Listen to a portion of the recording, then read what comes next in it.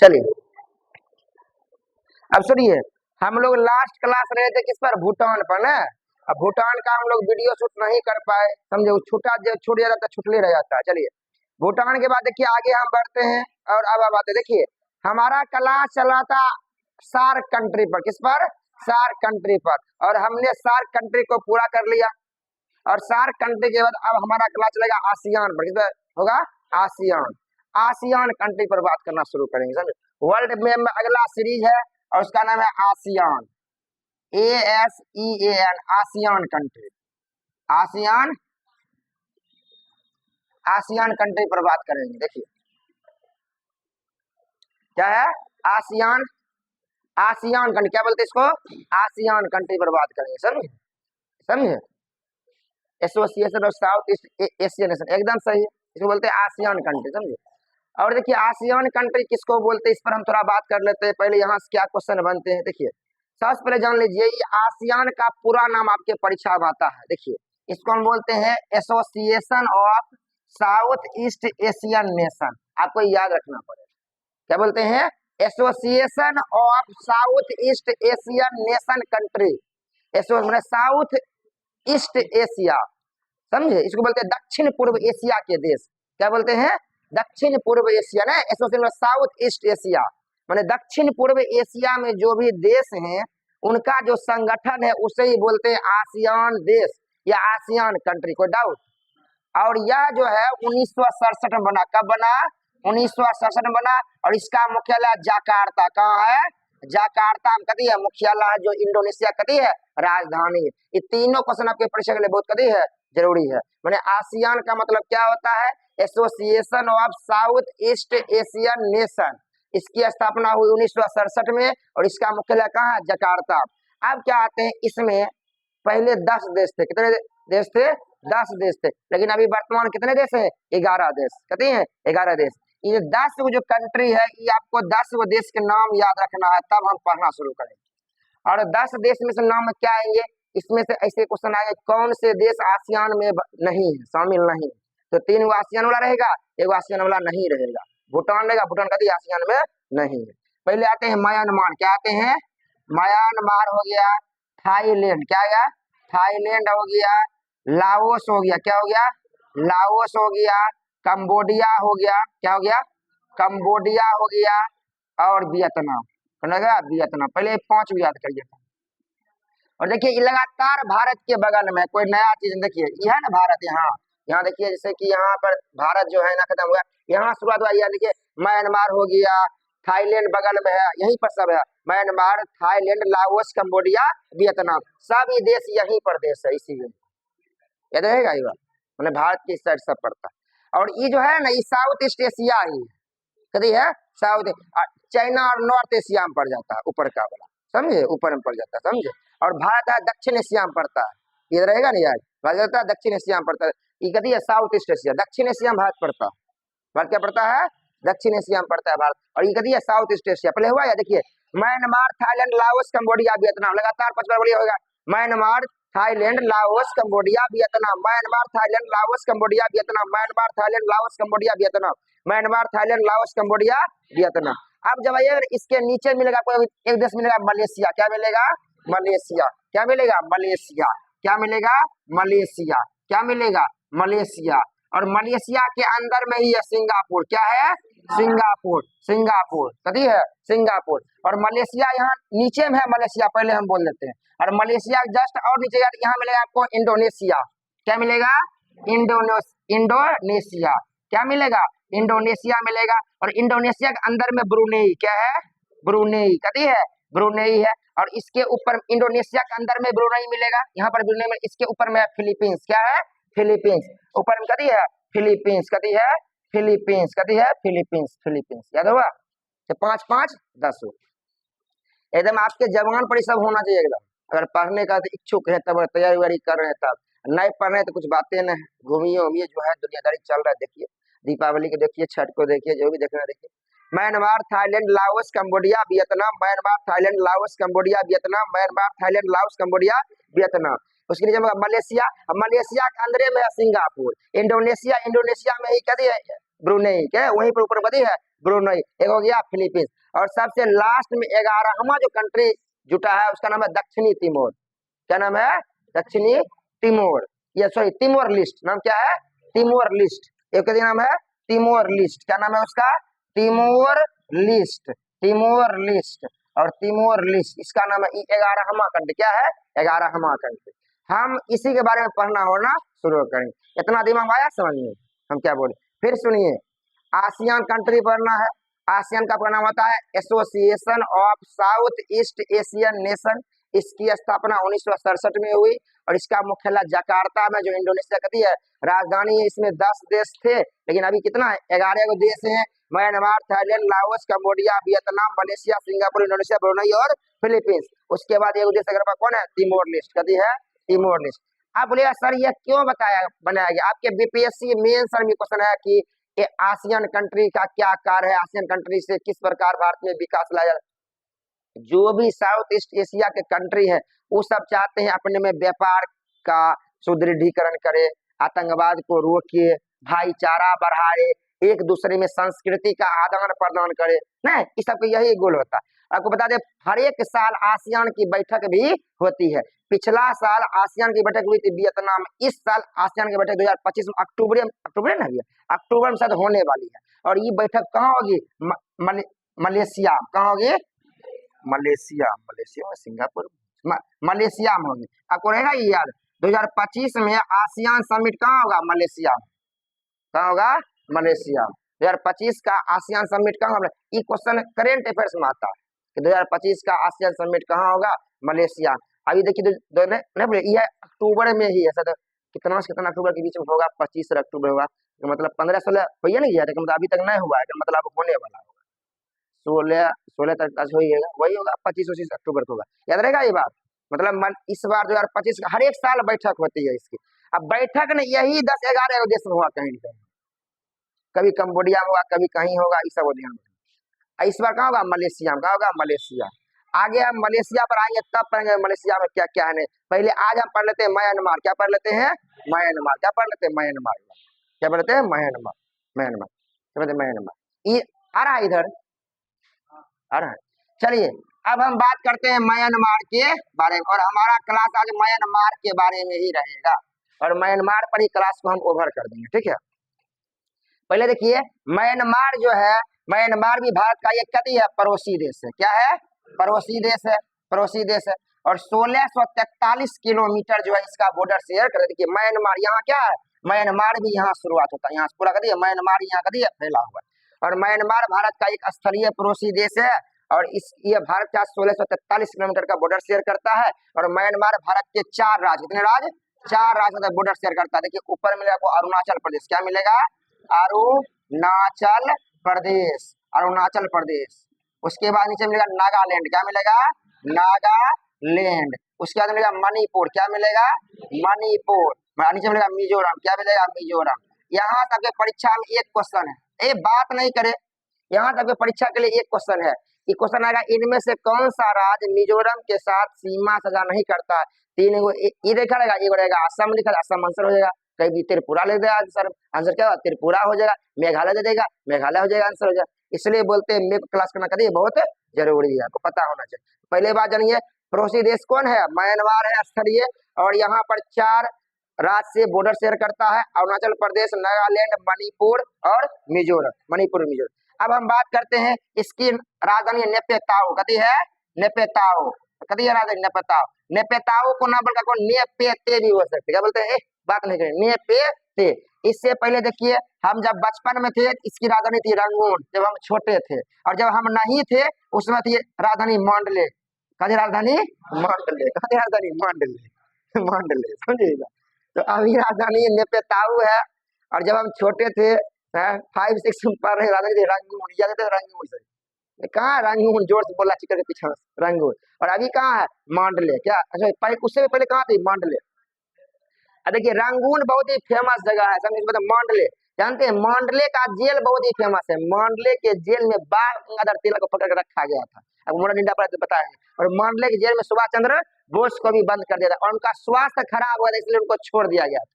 इसलिए उनको छोड़, इसलिए मंडले बहुत अधिक फेमस है। रंगून में वो पता चला है, पहले वो गाना आता था, मेरे पिया गए रंगून वहां से किया टेलीफोन। कभी गाना सुने हैं? ये भोजपुरी सुन रहे नया नया वाला, ये नहीं सुनी हो कभी? सुने मेरे पिया गए रंगून वहां से किया टेलीफोन।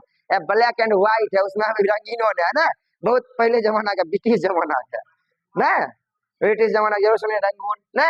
रंगून रंगून है। उसके बाद देखिए नेपेताओ इन प्रेजेंट टाइम्स कैपिटल, नेपेताओ कभी है इन प्रेजेंट। उसके बाद देखिए इसे म्यांमार को, म्यांमार बुद्धिस्ट है, कभी है बुद्ध मतलब बौद्ध धर्म को मानने वाला है, म्यांमार है, समझे। और यहाँ पर बहुत सारा देखिए आपको, इसलिए इसको बोलते हैं ब्लैक पैगोडा का देश। क्या बोलते हैं?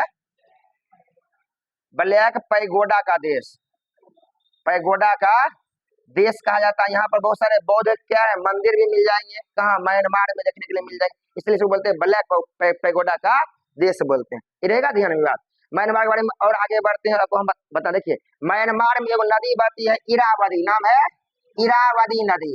और इरावदी नदी जो है तिब्बत के पठार से निकलती है और अपना जल जो है हिंद महासागर में गिराती है। ये फेमस क्वेश्चन आएगा, इरावदी नदी कहाँ बहती है? म्यांमार में। म्यांमार सबसे लंबी नदी कौन है? इरावदी। और इरावदी नदी में इरावदी डॉल्फिन पाई जाती है, जो इरावदी डॉल्फिन उसका नाम है। इरावदी नदी बहुत ही फेमस है, यहाँ तिब्बत का पठार ऊपर में है ना, यहाँ से तिब्बत पठार से नदी निकलती है और इधर करती है हिंद महासागर, हिंद महासागर के गिरा जाती है। और ये म्यांमार की सबसे लंबी नदी है। इसके अलावा देखिए इरावदी नदी के बाद आगे आती है सालबिन। क्या आती है? सालबिन नदी। क्या नाम है इसका? सालबिन नदी। और सालबिन नदी यह दूसरी सबसे लंबी नदी, क्या है? दूसरी सबसे लंबी नदी है म्यांमार की।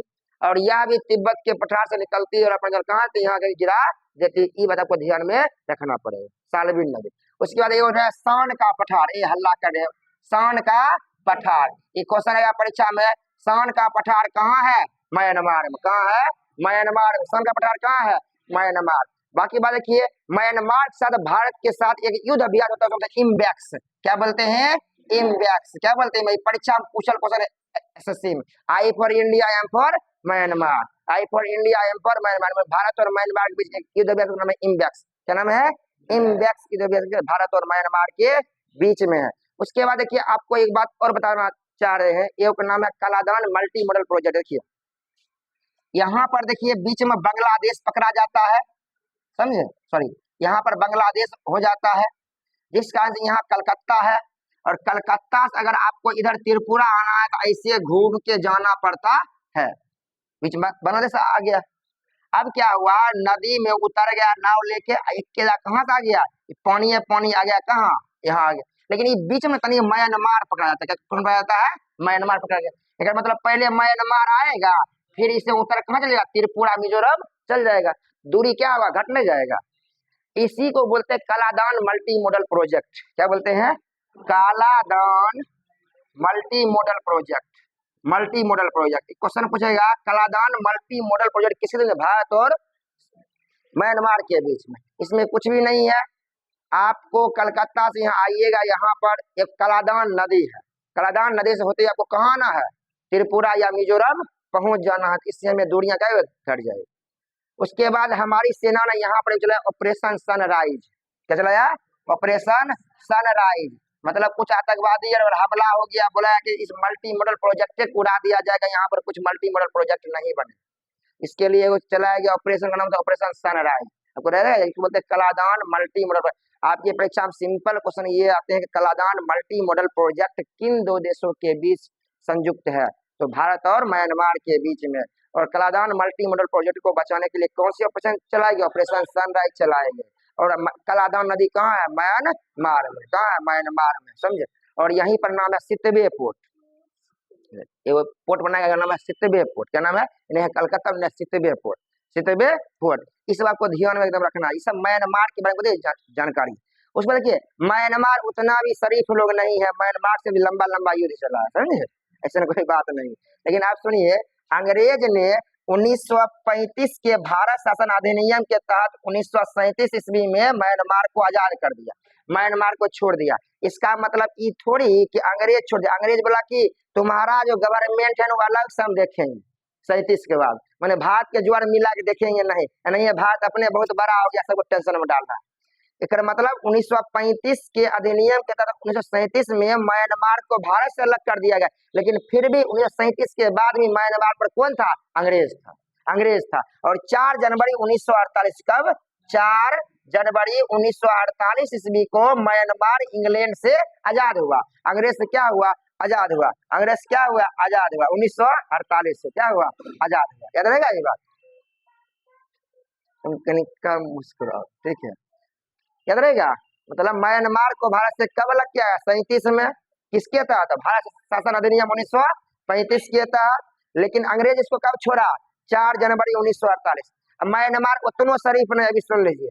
म्यांमार न ये सब क्या बोलते हैं, अफीम के उत्पादन बड़ी फेमस, एकदम पूरा पी लो सूत जाओ, कोई मतलब नहीं, दुनियादारी टेंशन मुक्त है, टेंशन मुक्त है, समझे। तो आप जन समझिए म्यांमार में अफीम का उत्पादन। देखिए पहले हम पढ़ाते थे कि अफगानिस्तान में अफीम खूब होता है। म्यांमार इतना विकास किया कि उस अफगानिस्तान को पीछे छोड़ दिया। अब अफगानिस्तान अफीम धरलेस होता है। क्या होता है? अफीम क्या होता है? धरलेस होता है। याद रहेगा ये बात। माने अफीम उत्पादन में बड़ी फेमस है, अफीम में, समझे। अफीम में बहुत फेमस है कौन? म्यांमार। अफीम, अफीम। और देखिए अफीम जो होता है इसी को इंग्लिश में बोलते हैं ओपियम। इंग्लिश क्या बोलते हैं? ओपियम। क्या बोलते हैं? ओपियम।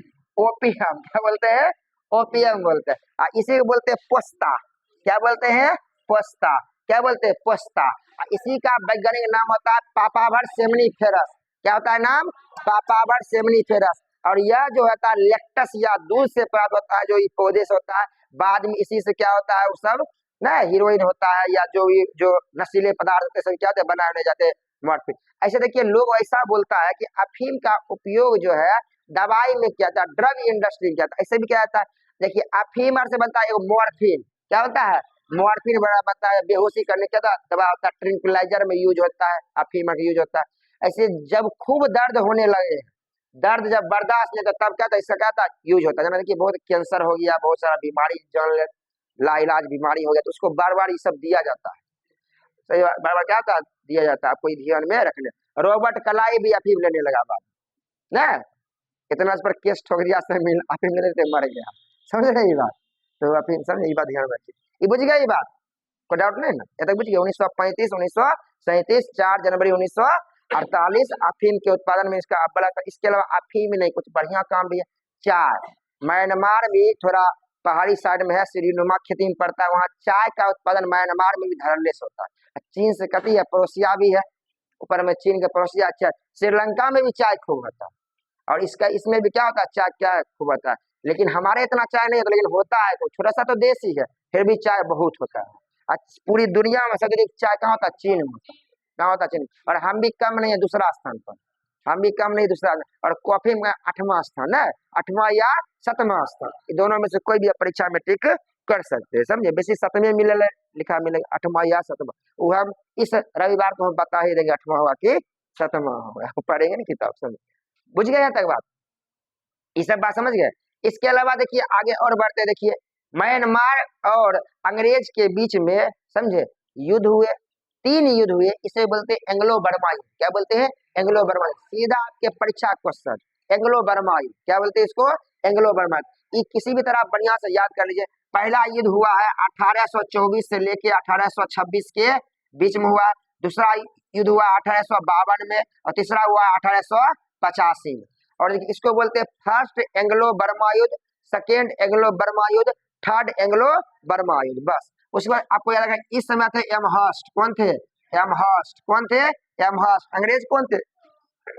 एमहर्स्ट। और 1826 ईस्वी में यानडूब की संधि, परीक्षा का VVI क्वेश्चन, पूछल क्वेश्चन, मैंने यानडूब की संधि कब हुई? 1826 ईस्वी में हुई, और ईस्ट इंडिया कंपनी और बर्मा के बीच में हुई थी। और यानडूब की संधि आपको लगा हल्का पूछेगा, यानडूब की संधि किस एंग्लो बर्मा युद्ध के तहत होगा? 1 2 3 आंसर होगा 1। लगेगा दूम हो लेके 3 होले पते नहीं चले, भूल जाता है। याद कर लीजिए प्रथम एंग्लो बर्मा युद्ध का। बाकी देखिए इसका डिटेल नॉलेज लेने के लिए हम पढ़ाते हैं मॉडर्न इंडिया। अभी तो मेरा मैप क्लास चला, इसलिए थोड़ा कम ही बोलेंगे। कम क्या बोलेंगे, फिर भी इतना बोलता है, कोई वीडियो नहीं मिलेगा इतना बोलने वाला। बोले हम बोल रहे हैं यूट्यूब पर, हम जितना म्यांमार में बोल रहे हैं ना, कोई सिंगल वीडियो आपको नहीं मिलेगा इतना म्यांमार के बारे में बोला होगा। अगर बोला है तो खोज लीजिए, बोला जाके खोज लीजिए, हमको भी थोड़ा दिखाइए, समझे। 1824 से 26 के बीच में क्या हुआ, एमहर्स्ट, एमहर्स्ट कौन थे, अंग्रेज थे, यह को याद रखना पड़े, और अंग्रेज एमहर्स्ट के समय में हुआ, इसलिए एमहर्स्ट ने क्या किया था, म्यांमार को जीत लिया, और म्यांमार में हिमालय का ही विस्तार भाग है, उसका नाम है अराकान योमा। ई परीक्षा में क्वेश्चन आयल है कि हिमालय को म्यांमार में क्या बोलते हैं, अराकान योमा, इसलिए इसको बोलते थे अर्ल ऑफ अराकान योमा की उपाधि किसको दिया गया, एमहर्स्ट दिया। अर्ल मतलब राजा, बहुत बड़ी पदवी होती थी किसमें, ईस्ट इंडिया कंपनी में, अंग्रेज महारानी देती थी, तो मतलब एमहर्स्ट को अर्ल की उपाधि दिया, किसके लिए, जब उसने म्यांमार को जीत लिया, अराकान योमा पर कब्जा कर लिया, अर्ल ऑफ अराकोमा, अर्ल ऑफ अराकान कोमा किसको कहा जाता है, एमहर्स्ट का परीक्षा में सीधा क्वेश्चन है, अराकान योमा याद रहेगा। दूसरा 1852 ईस्वी में था डलहौजी, कौन था, डलहौजी। 1848 में आया था, याद है, 1848 से लेकर 56 के बीच में है ना, 1852 क्या था, डलहौजी, याद रहेगा, कौन था, डलहौजी, ये परीक्षा में क्वेश्चन आएगा। और 85 था डफरिन, कौन था, डफरिन, डफरिन, आपका काम चल जाएगा इतने। अगर आपको ये याद रह गया ना कि 52 में कौन था, सेकेंड वाला में डलहौजी, थर्ड वाला में कौन था, डफरिन, प्रथम में कौन था, एमहर्स्ट, कौन था, और एमहर्स्ट से ही आता है क्वेश्चन बेस, एमहर्स्ट को बोलते हैं अर्ल ऑफ अराकान योमा, इसलिए, और अर्ल ई जो है यांडुब की संधि कराया था, समझे, या कोई ध्यान में, यांडुब म्यांमार में ही पड़ता है, यांडुब शरण, आपको याद है, किसी को याद है नानकिन की संधि कब हुई थी, किसके बीच में हुई थी, किसी ध्यान,